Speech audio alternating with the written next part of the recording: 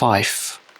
That's how many games I played after I finished Cyberpunk 2077. 5 full games. I finished them, put them down, moved on, and still, in between every one of them, I kept thinking about Night City. I kept thinking about Panam, about Jackie, about Songmei. That's why this video took so long. I needed time. I needed to beat the game twice. Once to experience it and once to understand it. I needed to sit with it the way you sit with a film that changes something in you. And I needed to accept the fact that this game left a mark. Phantom Liberty, specifically, affected my life. I was sad, I couldn't move on. That's not a normal thing to say about a video game, and yet, here we are. So today, I want to do 3 things. I want to talk about what Cyberpunk 2077 does better than almost any game I've ever played. I want to be honest where it falls short, and I want to make a case for why this game deserves to be in the conversation about the greatest RPGs ever made. But first, we have to talk about the elephant in the room. December 10th, 2020. Cyberpunk 2077 released after years of hype. Arguably the most anticipated game in a generation before GTA 6. And within hours, the internet lit up.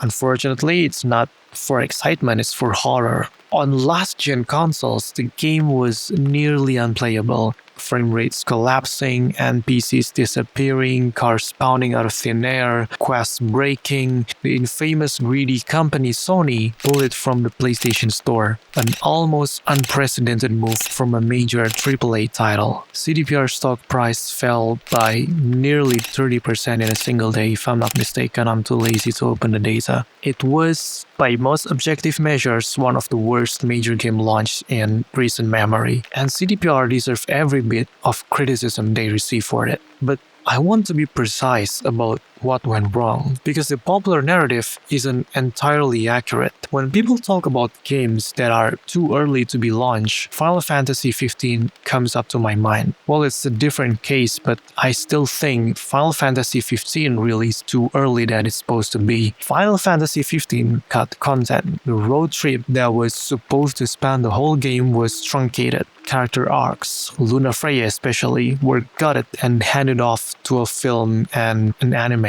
The back half of the game famously collapsed into a corridor. Square Enix made a choice, ship something incomplete and cover the gaps with DLC, movies, etc. Cyberpunk did not do this. The content was there, the story was there, the world was there. Night City was and remains one of the most densely detailed open worlds ever constructed. What wasn't there was optimization. CDPR didn't cut the game, they just shipped it before it was ready to run. That distinction matters because it means everything they promised, the writing, the world, the characters, it was always real. It just needed time to be experienced without falling through the floor. I didn't buy them back then. I waited for years checking on the internet if it's already playable. The next gen update in 2022, 2 years later, transformed the game on PlayStation 5 and Xbox Series. And then, in 2023, Phantom Liberty arrived, an expansion that seemed to galvanize CDPR's reputation all over again. Today, Cyberpunk sits at a very positive rating on Steam. The community that once demanded refunds is now one of the most passionate in gaming.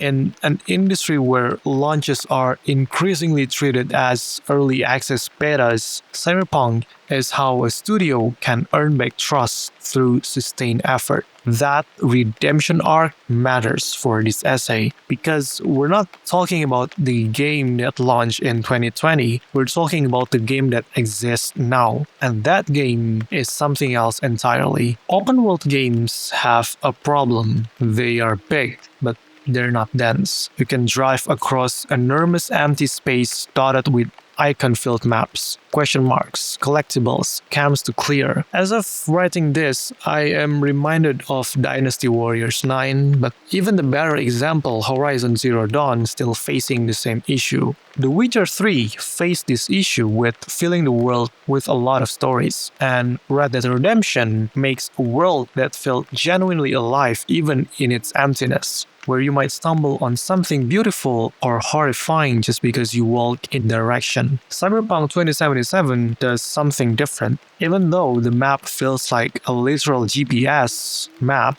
the world doesn't feel like just a map. Every district has its own identity. Japantown's layered vertical sprawl like mimicking the Tokyo dense and packed buildings. The violent decaying buildings of Pacifica. Watson's crammed like an immigrant melting pot. If you manage to adapt yourself to turn off the map, you will know where you are. And it's loud. The city is constantly talking. Ads play overhead. Street conversation drift past. Corpo argument spills out of a restaurant. Someone's having the worst day of their life on the corner and nobody stops. The ambient storytelling is relentless and none of it is mandatory. You can ignore all of it and still have an overwhelming amount to do, but if you actually pay attention, the city reveals itself as something with story and dreams. Some of you may know that I like writing and learning new languages. And my favorite part is the slang. Chum, gongs, flatline, prim. These words get introduced so naturally through conversation, through environment, through NPC chatter, that after a few hours, you've absorbed them without realizing it. If you're a language learner like me, you will notice that is how you learn most of languages. Not by translating the words, but by making sense of it. I genuinely caught myself thinking in Night City slang to my friends. That is meticulous world building, shout out to Mike Pondsmith, that clearly lived in this universe for years.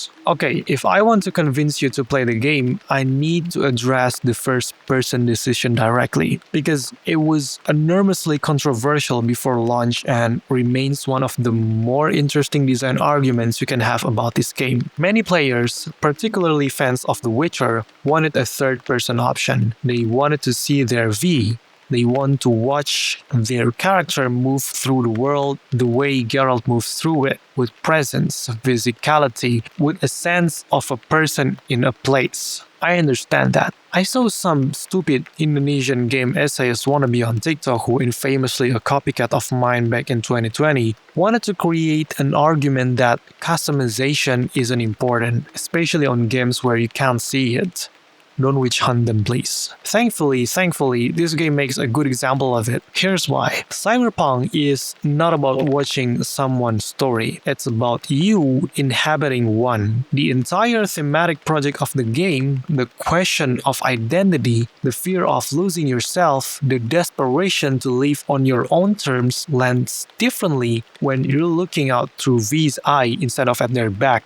There's a scene in Phantom Liberty involving two French siblings that I won't spoil, but I'll say this. In first person, in context, it sent chills through me that I wasn't prepared for. The intimacy of the perspective transformed it from a mere scene into an experience. I have to bold that. I 100% argues that the storytelling will be different if it was a third person. And not just the stories, but combat benefits too, especially with melee. Swinging a katana in first person has a tactile, almost reckless energy that you simply don't get from a third person perspective. Throwing a knife and watching it arc toward an enemy feels genuinely physical. Pouncing on someone with a mantis blade, every action is one of the most viscerally satisfying combat experience I've ever had in an RPG. The game knows this. The whole combat design is built around the intimacy of that perspective. Give me 5 seconds to take a breath. Okay, now the downside, if I might say. Let me be honest about something right away. Cyberpunk 2077 is not a great game for teaching you how to play it. The tutorial is shallow. I spent an embarrassing amount of time not understanding that I could have a slow time ability. I didn't know how to properly equip cyberware. I didn't understand how hacking worked as a playstyle. That a full netrunner build could let you go through the entire game without firing a single bullet. I didn't understand smart weapons, the difference between tech and power pistols, or why my attribute points were mattering so much later.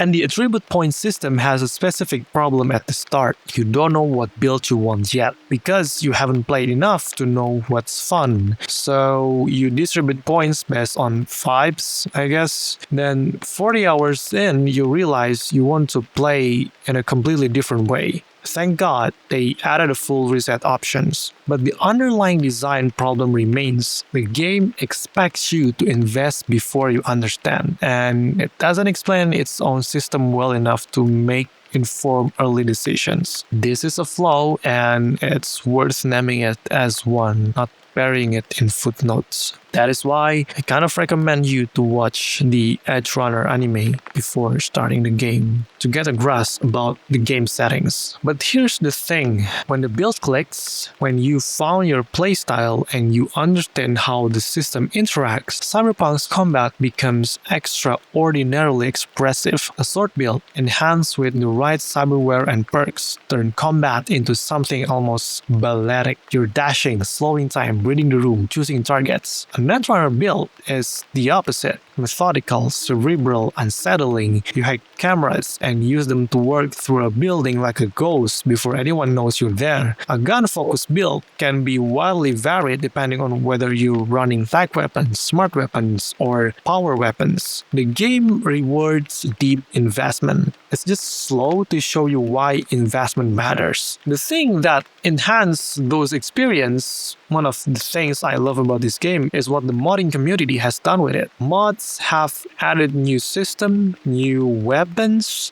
visual overhauls, expanded romance option, quality of life improvements, and in some cases entirely new content. The thriving community that's extended the game's life significantly. I have played with mod and they don't feel like they're fixing a broken game. Instead, they feel like personalization of an already good one. You mod Cyberpunk the way you customize a car you love, especially the story expansion. I really like those story mods. Because most of RPGs face a fundamental issue. You want the player to feel like the protagonist is them, but you also want the protagonist to be real, developed character. Most games resolve this by making the protagonist silent. You see the world through their eyes, you make their choices, but they never speak unprompted. Their theory is that silence equals projection equals immersion. Even though Persona 4 was my favorite game for years, I have to admit it almost never worked as intended. What you actually get is a character who feels like a void. Instead of feeling of inhabiting them, you got a feeling of puppeting them. The dialogue options feel like you are writing a story, not living them. And when the silent protagonist is surrounded by characters with full voice work and personality, the contrast makes the hero feel paper thin.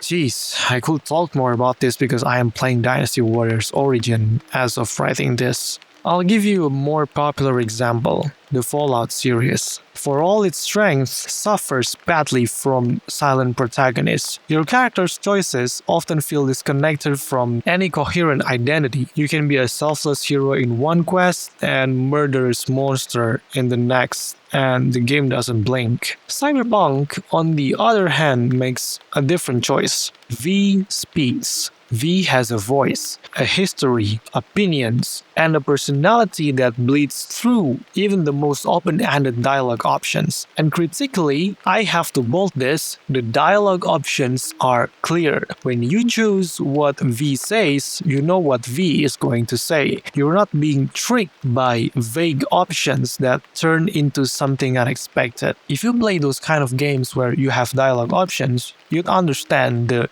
shit, I didn't mean to say that. And this branch into the life path system. Street Kid, Nomad, Corpo appears at first to be a prologue choice that echoes occasionally in dialogue. And That's all it seems like for the first few hours, but it seeps in. Over time, your life path shapes how V talks about the world. A Corpo V sees power structures differently. A Nomad V has a particular relationship to chosen family and freedom that colors how they engage with Panam and the Aldecaldos. A Street Kid V has a street-level intimacy with Night City's underclass. It may seem like just a dialogue options and a few privileges here and there, but if you're into role-playing, they accumulate into a texture of identity. You don't feel like you pick a starting class per se. You feel like you've been V for years. And this, the events of the game, is what happens to a person like you in a place like this. It'll get better and better the more time you start a new game. For example, relationship with Jackie. I want to spend real time on Jackie Wells because I think he represents one of the most impressive pieces of character writing in recent RPG history. Jackie is in the game for a handful of missions. That's it, a handful. And his death, which happens early enough that I don't think it's really a spoiler anymore, is supposed to hurt. The game needs it to hurt. The entire middle section of the story depends on your grief over him being real. And it is. It genuinely is. I don't know how they did it. Part of it is the voice performance. Johnny Cruz brings an infectious, warm charisma that makes Jackie feels like a person rather than a sidekick, like a partner. Part of it is the writing, the small details about his family, his ambitions, his insecurity underneath the bravado. Part of it is the design philosophy of making you do ordinary things together, talking, eating, sitting with each other in downtime. By the time you lose him, you've known him for a few hours. It feels like years.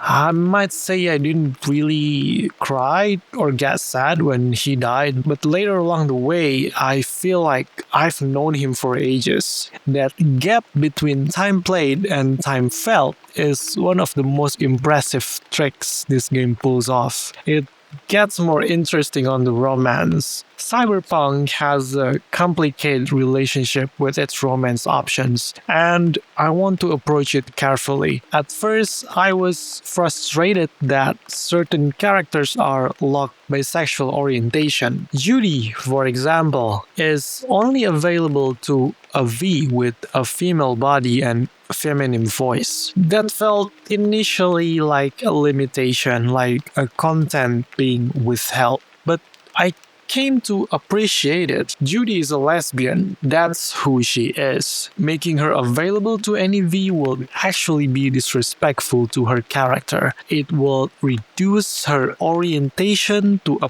preference that can be overridden by protagonist convenience. Her exclusivity is a form of characterization, and what it produces in practice is fidelity. If you're playing a male V romancing Panam, the game creates an implicit loyalty. These are specific relationships between specific people, so it feels more like a relationship rather than just a side quest. I'm not going to pretend I fully understand my attachment to Panam. The connection felt disproportionate to the time I spent with her. I've thought about this a lot, and I think it comes down to specificity. She has wants and fears and contradictions that feel genuinely human. And the relationship develops through action and trust rather than just dialogue trees. But whatever the mechanism, the effect was real. I was invested in a way I didn't expect I could entirely explain.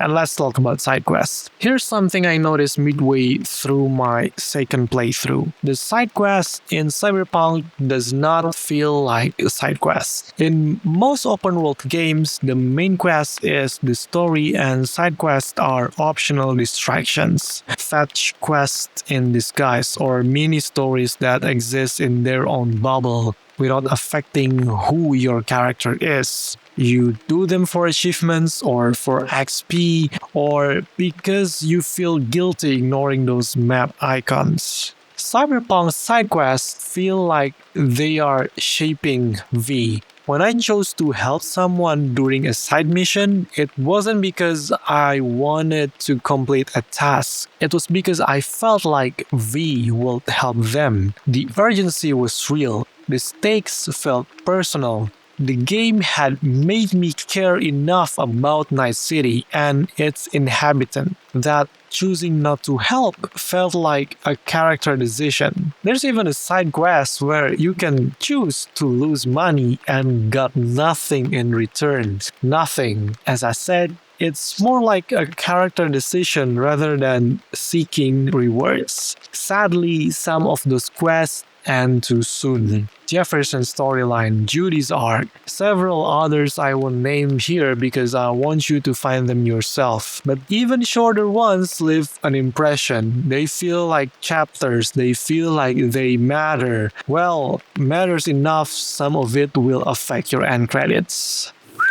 Before I go further into what makes Cyberpunk so emotionally devastating, I want to talk about Persona 4 Golden because it's the only other game that has made me feel the same thing. Persona 4 Golden is at its core a game about friendship. You play as a silent protagonist who moves to a small town and gradually builds relationship with a group of people who became your closest friends. The gameplay loop, school by day, dungeon crawling and socializing in your free time, seems mundane on paper. But the writing is so warm, so specific, so attentive to the way friendships develop through shared jokes and small moments and the accumulation of trust that by the end of the game you feel empty when it's over. The characters in Persona 4 become real because the game gives you time with them, lots of time. You're eating lunch with them, studying with them, worrying about them when they seem off. Cyberpunk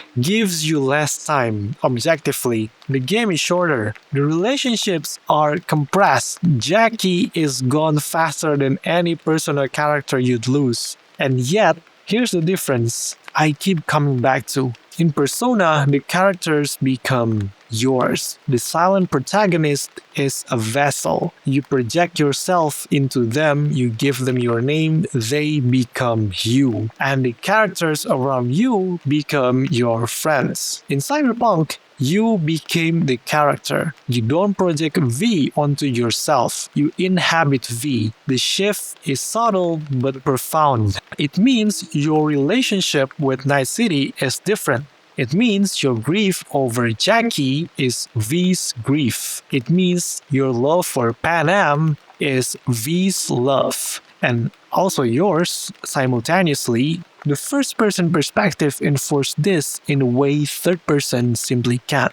That's what makes Cyberpunk feel different from almost anything else. The immersion isn't just about good graphics or good voice acting. It's everything. It's baked into every design decision, from perspective to dialogue clarity to the way the life paths accumulate into a felt identity. If I convince you to buy this game, I want to be clear about something. Phantom Liberty is not just good DLC. It is, in my opinion, among the best pieces of narrative content in any DLC medium released in the last decade. I'm aware of how that sounds. I'm saying it anyway. Hence, you need to buy it also in a bundle as it can shape your story. The expansion takes V to Dogtown, a district sealed off from the rest of Night City, run by a former military officer turned warlord, where the rule of law has collapsed entirely. The president's plane has been shot down, and you are recruited by a spy to help extract her. So it feels like a James Bond movie. That is the setup. What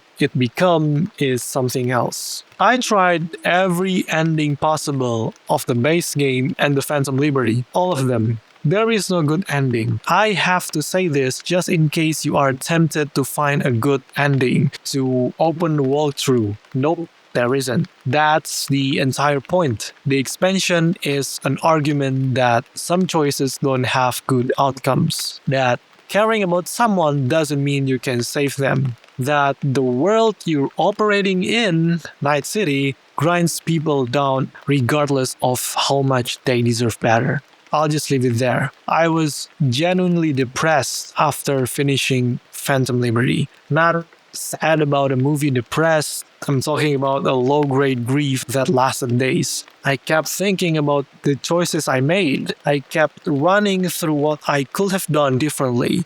I knew intellectually it was a game. I also knew that something real had happened to me in that experience, and no amount of rationalization was going to make it not real. Here's what Phantom Liberty proves. Cyberpunk was never just a flawed launch that got patched into acceptability. The architecture for this quality of storytelling was always there. The expansion did not create something new out of something mediocre. It extended what was already present in the best moments of the game. It also raises the bar for what DLC can be. Not an additional content, not bonus mission. It's an actual expansion of the game's emotional and thematic range. An argument in a playable form about the cost of loyalty and the limits of hope. Cyberpunk as a genre has existed since the 1980s. William Gibson, Neuromancer, Ridley Scott's Blade Runner, and eventually tabletop RPG that Cyberpunk 2077 is directly based on, Mike Pondsmith's Cyberpunk RED.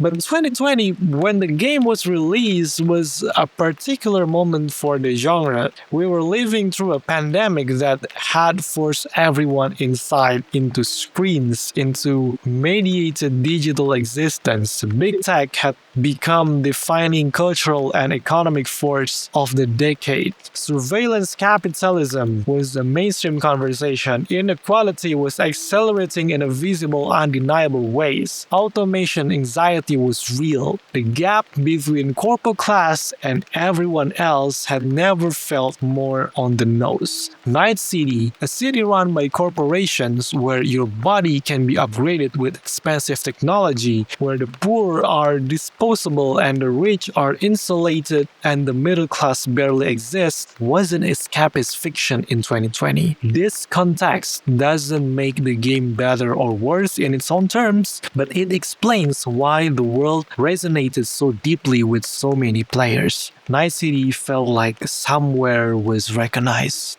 Cyberpunk's launch also landed in the middle of what I call the AAA crisis of confidence. Players were increasingly burned out on games as a service products. Loot boxes, battle pass, can that ship broken with the implicit promise that they be fixed later. The social contract between studios and players were fraying. Cyberpunk was supposed to be the antidote. A single-player, story-driven, no-life service, full-price game with years of development behind it. The fact that it launched in such a terrible shape felt like a betrayal. Specifically because the expectations were so huge. This wasn't a free-to-play mobile game. This was supposed to be the thing that proved that prestige single-player games still had a place. The eventual redemption arc carries this weight. The game's success, commercially, critically, culturally, in its current form is a genuine argument for the model. Patient development, substantive storytelling, a world worth living in. In an industry addicted to monetization mechanics and service models, Cyberpunk ended up as evidence that a certain kind of game can still work. I want to end with a question that I think Cyberpunk forced you to ask. What do we want from games? If we want entertainment, something to pass time, to deliver satisfaction, to reward skill, Cyberpunk is very good at that when it clicks, but I don't think that's why people are still playing it years after launch. I don't think that is why the community modded it, why edge runners brought people back, why Steam ratings reversed so completely. I think people kept coming back because Cyberpunk gave them something they needed: connection, feeling, the experience of caring about fictional people in a world that felt real enough to care about. That's what art does. Not all games aspire to it, and not all games that aspire to it succeeded. Cyberpunk succeeds. And that success is hard won, built through years of patching, through the particular alchemy of this writing team and this performance and this city, through a vision that survived a catastrophic launch and came out the other side intact. I still think about Night City. I think about it the way you think about a place you've been that got under your skin because it was real in a way that matters. I still think about Songmi, about the choices I made, about what I would do differently if I could, knowing what I know now. I've turned it over more than I've turned over actual difficult decision in my own life. I think about Panam.